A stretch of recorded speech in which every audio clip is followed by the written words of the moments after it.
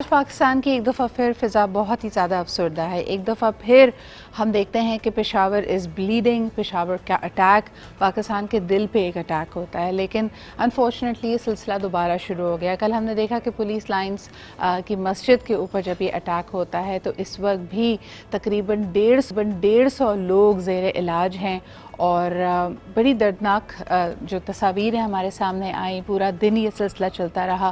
पेशावर के तमाम हस्पतालों में इमरजेंसी नाफिज की गई और अभी भी डेथ टोल बढ़ रहा है। हमारी लास्ट इतलात के मुताबिक तकरीबन 35 लोग इसमें शहीद हुए हैं और जितने भी लोगों को हम जानते हैं पर्सनली अपने सेफ़ होने की, अपने बाहिफाजत होने की इतलात दे रहे थे, लेकिन फिर भी एक बहुत बड़ा नुकसान है। सूरत हाल इस वक्त हमारे सामने बहुत कॉम्प्लिकेटेड है। यकीनन आप देख सकते हैं कि कल कुरम एजेंसी में भी एक दफ़ा फिर शहीदों के लहू का बदला लिया गया। ऐसा नहीं है कि हमारी जो फोर्सेस हैं वो चाकू चौबंद नहीं हैं, मुख्तलिफ़ तरीक़ों से, मुख्तलिफ़ ज़राए से, अपनी स्ट्रैटजीज़ के ज़रिए वो पाकिस्तान की सरज़मीन को की हिफाजत कर रही हैं, अपने जानों के नजराने दे रही हैं। लेकिन इस तरह के अटैक्स तभी होते हैं जब एक रियासत कमज़ोर होती है, जब वो आपसी इंतशार में बदपा होती है। इस वक्त इन्वेस्टिगेशंस अंडरवे हैं। आपको बताते चलें कि आर्मी चीफ जनरल आसिम और वज़ीर आज़म शहबाज शरीफ साहब की भी आमद हुई पेशावर में। इन्वेस्टिगेशंस हो रही हैं। लॉ एंड ऑर्डर की सिचुएशन नाजुक है। लेकिन कल हमने देखा कि फ़ारूक हबीब साहब जो कि PTI के इंफॉर्मेशन सेक्रेटरी, उन्होंने बड़े क्लियरली ये कहा कि अभी शहीदों का लहू सूखा भी नहीं, कि कई क्वार्टर्स में इस नाजुक सूरत हाल को as a pretext use किया जा रहा है कि सूरत हाल बहुत संगीन है और लॉ एंड ऑर्डर की सिचुएशन काबू में ना होने के बजाय बाय इलेक्शंस डिले हो सकते हैं। ये एक दूसरा रुख है। लेकिन यकीनन इस वक्त तकलीफ़ इतनी ज़्यादा है और यकीनन तमाम ही क्वार्टर से इज़हार यकजहती, एहसास हमदर्दी किया जा रहा है, लवाहिकीन के साथ भी और शहदा की फैमिलीज़ के साथ भी।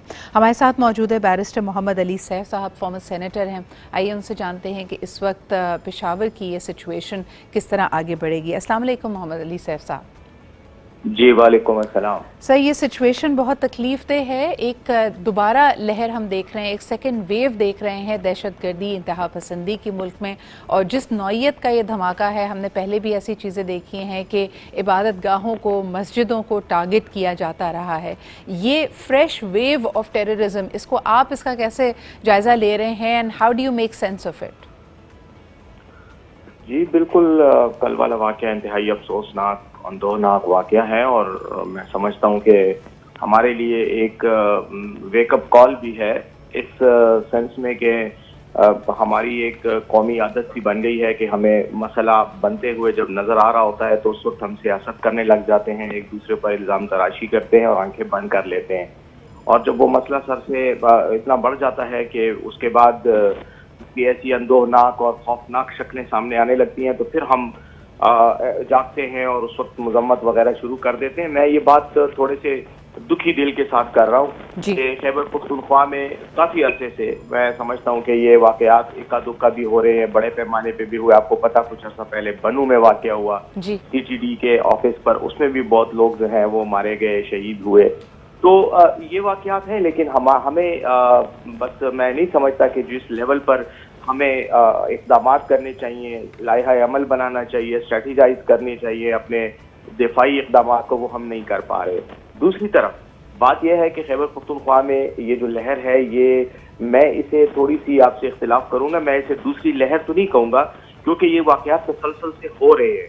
सिर्फ इसमें एक लल आया था, एक वक्फा आया था जब पिछले 4-5 साल में एक ठहराव आ गया था और वो उसकी वजह कुछ खारजी वजूहात भी थी कि अमरीकी फ़ौज के साथ ये जो लड़ाई जारी थी अफगानिस्तान में, उसने फोकस वहाँ रखा हुआ था ज़्यादातर। और जैसे ही वो गए और वैक्यूम पैदा हुआ और अफगानिस्तान में भी खला पैदा हुआ, यहाँ भी जो है वो सियासी सूरत हाल ऐसी थी तो उन्होंने फिर यहाँ का रुख किया। अब जितने भी इक़दाम इसके सिलसिले में अब तक उठाए गए हैं उनको बदकिस्मती से पॉलिटिसाइज कर दिया जाता है। अली साहब, इसमें थोड़ी सी और मैं चाहूँगी कि आप रोशनी डालें। तो आप इसका जिम्मेदार, ये जो आपने खुद जैसे कहा कि ये वाक़यात तो बतदरीज हो रहे थे, इसमें एक दफ़ा फिर तेज़ी देखी जा रही है, इन वाक़यात का, इन कार्रवाइयों का जिम्मेदार आप किसको ठहराते हैं? देखिए, जिम्मेदारी का तयन करने से पहले आपने वजूहात देखनी होंगी और फिर वजूहात के तज्जिए के बाद आपने कहना होगा कि कौन किस वजह का जिम्मेदार है, क्योंकि ये एक मल्टीट्यूड फैक्टर्स होते हैं इसके ایک نقطہ نہیں ہے جس پہ آپ کسی ایک شخص کو یا گروہ کو یا حکومت کو ذمہ دار قرار دیں. اس لیے میں یہ سمجھتا ہوں نہیں، کہ لیکن عام طور پہ کوئی نہ کوئی گروہ ذمہ داری لیتا ہے نا. اور دوسرا ہم ہمیشہ کہتے آئے ہیں پاکستان کا تو یہ موقف رہا ہے کہ افغانستان کی سرزمین پاکستان پہ حملوں کے لیے، دہشت گردی کے لیے استعمال ہوتی رہی ہے. اور پہلے تو چلیں ایک جو وہاں کی گورنمنٹ تھی وہ ہاسٹائل سمجھی جاتی تھی. آپ نے جس طرح دیکھا کہ سال بھر پہلے اب طالبان کا وہاں پہ ٹیک اوور ہوا ہے، انخلا پہ یعنی امریکی فوج کے انخلا پہ ان کا زیادہ تر فوکس تھا. پاکستان اس تمام ڈائلاگ کا حصہ بھی رہا ہے. اب جو ہم پیس پروسیس کی بات کرتے ہیں یا بیچ میں کئی چیزوں پہ ایک پیج پہ ہونے کی بات کرتے ہیں، اس طرح کے واقعات کو ختم کرنے کی بات کرتے ہیں، where do we stand and who is taking responsibility for this؟ جی میں یہی بات کرنے کی بات کر رہا تھا کہ جب رسپانسبلٹی کی بات آتی ہے، دیکھیں ایک آپ کی اپنی رسپانسبلٹی ہوتی ہے اور ایک آپ کے مخالف کے ایکشنز ہوتے ہیں، ان کے تناظر میں آپ رسپانسبلٹی اور رول اپنا ڈیفائن کرتے ہیں. اب طالبان کی طرف سے یا جو لوگ یہ واقعات کر رہے ہیں، جو ذمہ دار ہیں وہ تو ہیں، اس میں ایک ایکسٹرنل فیکٹر ہے کہ افغانستان کی حکومت کے ساتھ انٹریکشن کا لیول جو ہمارا ہے وہ بہت ہی مایوس کن ہے. اب تک ہونا یہ چاہیے تھا کہ ہم افغانستان کو سرکاری سطح پہ انگیج کرتے، ان کے ساتھ ہماری بات چیت ہوتی، جہاں پر پریشر کی وہاں پریشر ڈالا جاتا ہے، جہاں اچھے دوستانہ انداز میں بات کرنے کی ضرورت ہوتی وہاں وہ کی جاتی تاکہ وہ ان لوگوں کو قابو کرتے. طالبان کی جو حکومت ہے امارات اسلامی افغانستان، انہوں نے دوحہ میں کمٹمنٹ کی ہوئی ہے کہ وہ پاکستان کے خلاف افغان سرزمین کو استعمال نہیں ہونے دیں گے. اس کے باوجود لوگ وہاں موجود ہیں. اب افغان حکومت کی اپنی کچھ مجبوریاں ہیں کہ وہ جو جتنے بھی ان کے علاقے ہیں، خاص طور پہ جو بارڈر ایریاز ہیں، ان کو وہ صحیح طرح سے کنٹرول نہیں کر پاتے. تو یہ لوگ سپل اوور ایفیکٹ اس کا یہاں آتا ہے، لیکن پھر بھی ایک حد تک وہ رول پلے کر سکتے ہیں. اب بیرسٹر علی، اس کے علاوہ ایک پیٹرن بھی ہم ابھرتا ہوا دیکھتے ہیں. ہمیشہ اس کی ایک کڑی بنتی ہے، ایک پیٹرنز بنتے ہیں کہ پہلے حملہ کہیں نہ کہیں افغانستان میں کیا جاتا ہے، اس کے بعد اس کو ایک طرح سے انتقامی یا جوابی کارروائی کا رنگ دینے کے لیے پاکستان میں حملہ ہوتا ہے. کیا یہ پیٹرن، اس کے اوپر آپ کچھ کہنا چاہیں گے؟ یہ پیٹرن بالکل ہے، لیکن یہی پیٹرن ہمارے لیے، اگر مجھے آپ اجازت دیں تو دیکھیں، آپ اس طرح ٹی وی چینلز پہ ٹاک شوز میں بات کرنا مشکل ہو جاتا ہے. اس کے بہت کمپلیکیٹڈ فیکٹرز ہیں. میں سمجھتا ہوں یہ جو ابھی جس کی طرف آپ نے اشارہ کیا، یہ ہمارے لیے ایک خوشائند فیکٹر بھی ہے. وہ ایسے کہ اس سے ظاہر ہوتا ہے کہ جو ہمارے مخالف ہیں، جو ٹیررسٹ تنظیمیں ہیں، ان کے آپس کے بھی اختلافات ہیں. اس وقت تحریک طالبان پاکستان کے ساتھ ہماری جنگ ہے، اس کے مقابلے میں وہاں داعش ہے، داعش کی ان کے ساتھ جنگ ہے. پھر ٹی ٹی پی کے اندر کئی ایسے گروپ ہیں جو ایک دوسرے کے مخالف ہیں. اب یہ جو اس حملے کی ذمہ داری جس گروپ نے قبول کی ہے وہ عمر خالد خراسانی گروپ ہے. عمر خالد خراسانی جو ہے اس کو کچھ عرصہ قبل اگست میں مارا گیا افغانستان میں. یہ شک کیا جا رہا تھا کہ شاید اس کو یا تو طالبان کے اپنے لوگوں نے مارا ہے یا داعش نے مارا ہے، لیکن الزام ISI پہ لگایا گیا اور فوج پہ لگایا گیا اور پھر اس میں کارروائیاں کی گئیں. بنو کی کارروائی بھی اور یہاں کی کارروائی بھی، یہ سب اسی حوالے سے اسی تناظر میں کیے گئے. لیکن اب بات یہ ہے نا کہ دشمن کی کمزوری سے فائدہ کون اٹھائے. جب فائدہ اٹھانے کی وقت آتا ہے تو ہم آپس میں لڑنے لگ جاتے ہیں. آج بھی آپ اپنے بیانات دیکھ لیں، کل سے جو یہ واقعہ ہوا ہے کہ پولیٹیکل پارٹیز اپنے پوائنٹ سکورنگ میں لگے ہوئے ہیں، اس میں چلے جاتے ہیں. اور وہاں پر پھر مرکزی حکومت اور جب خیبر پختونخوا میں PTI کی حکومت تھی، ان کے درمیان لڑائی شروع ہو جاتی تھی. مرکز کی طرف سے بیانات آتے تھے کہ آپ لوگ مینج نہیں کر پا رہے. حکومت کہتی تھی کہ ہمارے پاس وسائل نہیں، آپ ہمیں وسائل دیں. اور اس میں بعض چیزیں صحیح درست بھی ہیں، حقیقت بھی ہے کہ ہم پولیٹیکل پوائنٹ سکورنگ کے لیے اس طرح کے ایشوز کو ایکسپلائٹ کرتے ہیں. علی صاحب، یہ سچویشن اتنی اندھوناک ہے اور ایک اور جو اس کا سیاسی رنگ دیا جا رہا ہے کہ لا اینڈ آرڈر کی سچویشن سٹیبل ہونے کی نہ ہونے کی وجہ سے الیکشنز ڈیلے ہو سکتے ہیں. اتنی نازک سچویشن میں جب سیکیورٹی ایک بہت بڑا سوالیہ نشان بنی ہوئی ہے، پہ در پہ حملے ہو رہے ہیں، صوبائی حکومت جمہوری سیٹ اپ کا نہ ہونا ہمیں اور کتنا ولنریبل بناتی ہے، اور آپ کیا سمجھتے ہیں اس کا حل کیا ہو سکتا ہے؟ جو میں نے پولیٹیکل پوائنٹ سکورنگ کی بات کی، اسی سے اس کا حل میں آپ کو دیتا ہوں. دیکھیں، بات یہ ہے کہ اگر آپ خیبر پختونخوا کی حکومت کا کچھ عرصے سے بیانات دیکھیں تو گورنر صاحب نے اور حکومت کے عمائدین نے اور مرکز میں بیٹھے ہوئے لوگوں نے بھی یہ بیانات دینے شروع کر دیے ہیں کہ خیبر پختونخوا میں سیکیورٹی کے حالات ٹھیک نہیں ہے، اس سے الیکشن نہیں ہو سکتا. یہ پشاور واقعے سے میں کچھ دن پہلے کی بات کر رہا ہوں، ابھی یہ واقعہ نہیں ہوا تھا. اب یہ جو پری ٹیکسٹ ہے اور یہ جو ایک تنقید باندھنا ہے، اس سے یہی نظر آ رہا ہے کہ شاید इलेक्शन से जो है वो फरार का रास्ता इख्तियार करने के लिए जवाब ढूंढे जा रहे हैं। यही मसला पंजाब में भी है। पंजाब में इसकी नोयत कुछ और है और यहाँ पर कुछ और है, लेकिन बहरहाल इसी वजह से वो जो जिसको मैं कहता हूँ कि नीयत का फुकदान या जो आपकी एक सोच होती है उसका इजहार इस किस्म के बयानात से होता है। बिल्कुल सही अली साहब, ये तो हमारे सामने सिक्योरिटी के खदशात हैं, लेकिन उससे भी बड़ा जो इस वक्त लोगों को खौफ है वो यकीनन इन्फ्लेशन, महंगाई, गुर्बत, यानी ये वो तमाम मुतहरिकात है जिसकी वजह से मज़ीद सिक्योरिटी सिचुएशन संगीन होती है। हमारे यंग लोगों की रेडिकलाइजेशन या उनकी रिक्रूटमेंट आसान हो जाती है।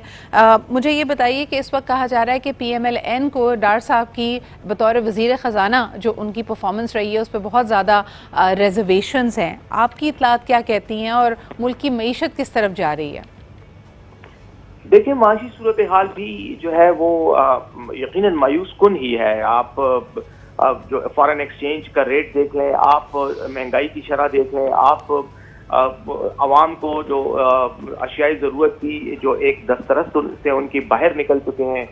अब ये तमाम चीज़ें एक अनस्टेबल इकोनॉमिक जो हालत होती है उसी के मुहर्रकात हैं या उसी के मुज़ाहिर हैं, और उसी से ही नज़र आता है कि मामलात कंट्रोल में नहीं है। अब जिस मुल्क में या जिस माहौल में आपके पास माशी भी मसाइल हों और इतने बड़े मसाइल हों कि वो मैनेज ही ना हो पा रहे और उसकी हीट जो उसकी हिद्दत सर, है, हमारे माशी मसाइल में एक बहुत बड़ा हाथ अफगानिस्तान का भी है। अफगानिस्तान की लायबिलिटीज़ हमारी तरफ बहुत ज़्यादा है। अफगान ट्रांजिट ट्रेड, अगर हम ये बात करें कि अफगानिस्तान की सरजमीन दहशतगर्दी के लिए इस्तेमाल होती है, हम अपने ईस्टर्न बॉर्डर्स की तरफ देखते तमाम ट्रेड मुंजमद कर दिया गया है। इसके ऊपर एक उसूली फैसला किया गया कि जब तक देरीना मसाइल भारत के साथ हल नहीं होते बहुत सारे मामलात में ट्रेड पॉसिबल नहीं है। सिर्फ असेंशियल गुड्स के मद में कुछ चीज़ों की एक फहरिस्त बनाई गई है जिसका ट्रेड अलाउ करते हैं। जब पे धर पे अफगानिस्तान की सरजमीन का इस्तेमाल किया जा रहा है पाकिस्तान पे अटैक करने के लिए, तो फिर अफगान ट्रांजिट ट्रेड, हमारी जो ब्लीडिंग ऑफ द इकोनॉमी है, वो किस तरह कंटिन्यू कर रही है?